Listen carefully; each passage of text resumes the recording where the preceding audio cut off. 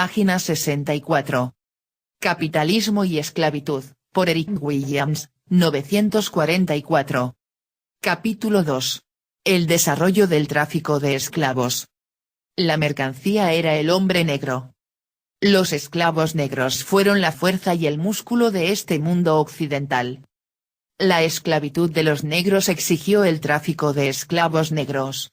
Por lo tanto, la preservación y la mejora del comercio con África, se convirtió en un asunto de la más alta importancia para este reino y para las plantaciones que a él pertenecen. Y así siguió siendo, hasta 1783, un objetivo principalísimo de la política exterior británica. La primera expedición inglesa de tráfico de esclavos fue la de Sir John Hawkins en 1562.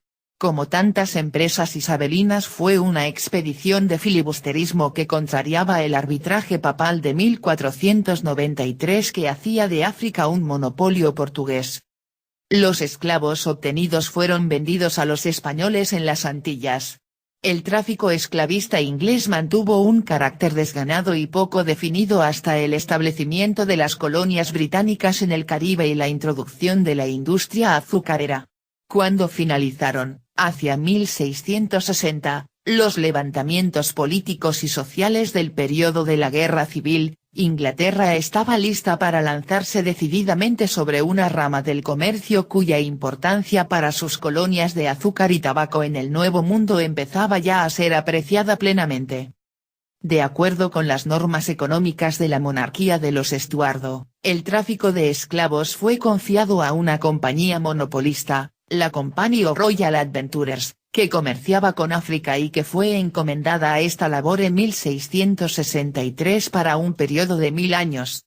El conde de Clarendon fue el portavoz del común entusiasmo de la época, cuando declaró que la compañía podía ser considerada, en la promoción del comercio de Inglaterra, como un modelo digno de ser equiparado al de cualquier otra compañía, aun aquella de las Indias Orientales.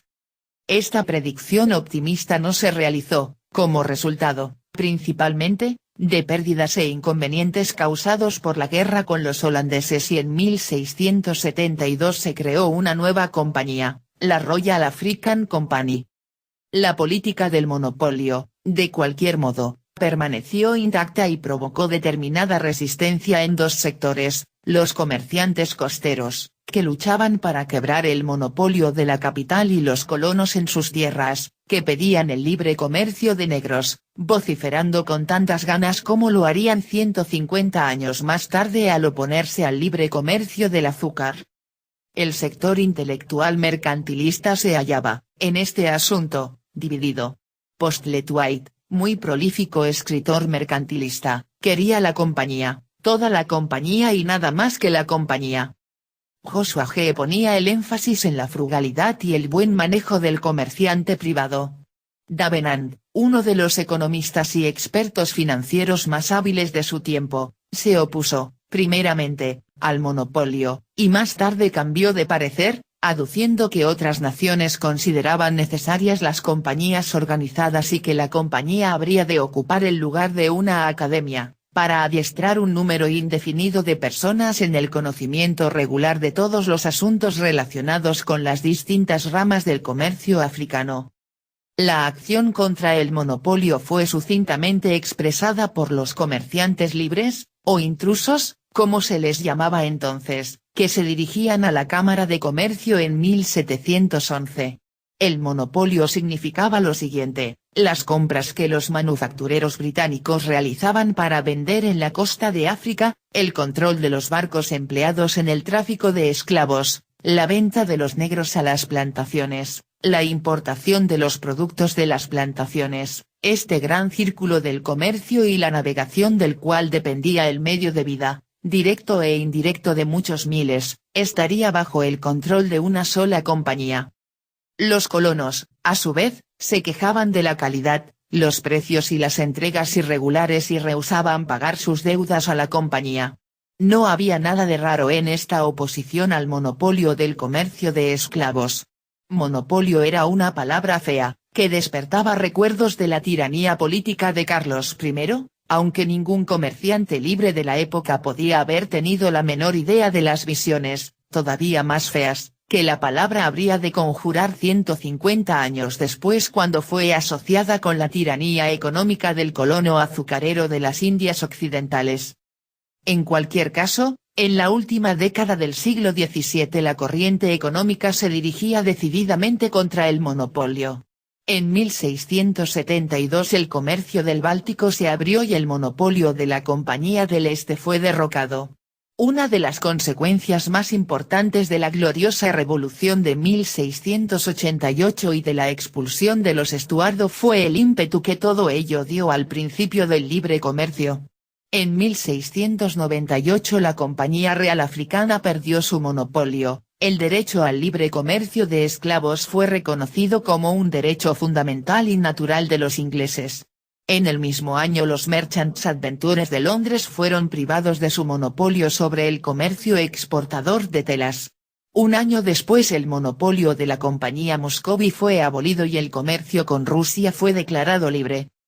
Solo un detalle hacía diferente la libertad acordada en el comercio de esclavos de la libertad acordada en otras ramas del comercio: la mercancía era el hombre. La Compañía Real Africana era impotente frente a la competencia de los comerciantes libres. Pronto tuvo que declararse en bancarrota y pasó a depender de subsidios parlamentarios. En 1731 abandonó el tráfico de esclavos y se limitó al comercio de marfil y polvo de oro.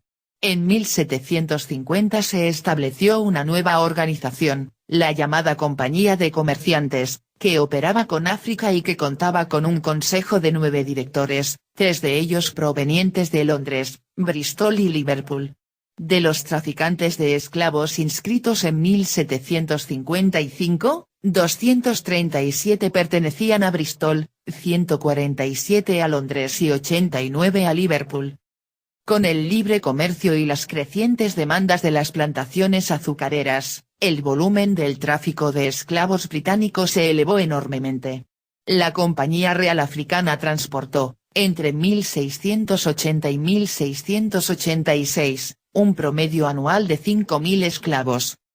En los primeros 9 años de tráfico libre, solo los comerciantes de Bristol embarcaron 160.950 negros a las plantaciones azucareras. En 1760, 146 buques partieron de los puertos británicos con destino a África, con una capacidad para 36.000 esclavos. En 1771, el número de barcos había aumentado a 190 y el número de esclavos a 47.000. La importación a Jamaica, desde 1700 hasta 1786, fue de 610.000 esclavos y se ha estimado que la importación total de esclavos a todas las colonias británicas entre 1680 y 1786 fue de más de 2 millones. Pero el tráfico de esclavos fue más que un medio para lograr un fin, fue también un fin en sí mismo. Los traficantes ingleses proveían los trabajadores necesarios no solo a sus propias plantaciones sino también para aquellas de sus rivales. El aliento que así se daba a los extranjeros era contrario no solo al sentido común sino también al estricto mercantilismo, pero, en la medida en que este tráfico de esclavos con el exterior se refería a las colonias españolas, tenía cierta justificación. España fue siempre, hasta el siglo XIX, un país dependiente de los extranjeros en lo que concernía a sus esclavos, ya fuese porque se adhería al arbitraje papal que la excluía de África, o porque carecía del capital y de las mercancías necesarias para el tráfico de esclavos. El privilegio de suministrar estos esclavos a las colonias españolas, denominado asiento de negros, se convirtió en uno de los trofeos más codiciados y amargamente disputados de la diplomacia internacional. Los mercantilistas británicos defendieron el tráfico, legal o ilegal, con las colonias españolas, tanto en lo que se refiere a los negros como a las mercancías manufacturadas, como algo de un valor notable, ya que los españoles pagaban en moneda y así aumentaba el suministro de dinero en metálico a Inglaterra. El abastecimiento de esclavos a las colonias francesas no tenía una justificación de ese tipo. En este caso era claro que existía un choque de intereses entre el traficante de esclavos británico y el colono azucarero británico, de la misma manera que el comercio de exportación de maquinaria inglesa, después de 1825, condujo a un conflicto de intereses entre los cargadores británicos y los productores británicos. El colono azucarero estaba en lo cierto y el traficante de esclavos se equivocaba. Pero en la primera mitad del siglo XVIII esto solo lo advirtieron los más sagaces. Postlethwaite condenó el asiento de 1713 como escandaloso y ruinoso, como un reemplazo de la substancia por la sombra. Difícilmente podría haberse ideado un tratado tan poco beneficioso para la nación. Durante los 9 meses de la ocupación británica de Cuba en la Guerra de los 7 Años, fueron introducidos 10.700 esclavos, lo que constituía un sexto de las importaciones desde 1512 hasta 1763 y más de un tercio de las importaciones desde 1763 hasta 1789. 40.000 negros fueron introducidos en Guadalupe por los británicos en 3 años de la misma guerra. El Comité del Consejo Privado de 1788 prestó especial atención al hecho de que, de la exportación británica anual de esclavos desde África, 2/3 eran consignados a extranjeros. Durante todo el siglo XVIII, según Brian Edwards, los traficantes británicos proporcionaron a los colonos azucareros de Francia y España 500.000 de negros, justificando sus dudas sobre el buen juicio y la política de esta rama del comercio africano. Gran Bretaña era no solo el más importante país en el comercio de esclavos de todo el mundo, también se había convertido, según la frase de Ramsay, en el honorable portador de los esclavos de sus rivales. La historia de este aumento en el tráfico de esclavos es principalmente la historia del surgimiento de Liverpool. El primer buque de tráfico de esclavos, de Liverpool, una modesta embarcación de 30 toneladas, partió para África en 1709. Este fue el primer paso en un camino que, hacia fines de siglo, ganó para esta ciudad la distinción de ser el puerto más grande de cuantos participaban en el tráfico de esclavos del Viejo Mundo. Al principio el progreso fue lento. La ciudad estaba más interesada en el negocio de contrabando con las colonias españolas y el comercio de tabaco. Pero, según un historiador de la ciudad, pronto se abrió paso gracias a su política de reducción de gastos al mínimo, lo que le permitió vender más barato que sus rivales ingleses y continentales. En 1730 tenía 15 barcos dedicados al tráfico de esclavos, en 1771 esta cantidad se había multiplicado por 7. La proporción de barcos de esclavos con respecto al total que pertenecían al puerto era de algo más de un 1% en 1709, la 1/10 parte en 1730, 1/4 en 1763, 1/3 en 1771. En 1795 Liverpool gestionaba 5/8 del tráfico británico de esclavos y 3/7 partes de todo el tráfico esclavista europeo. Página 70.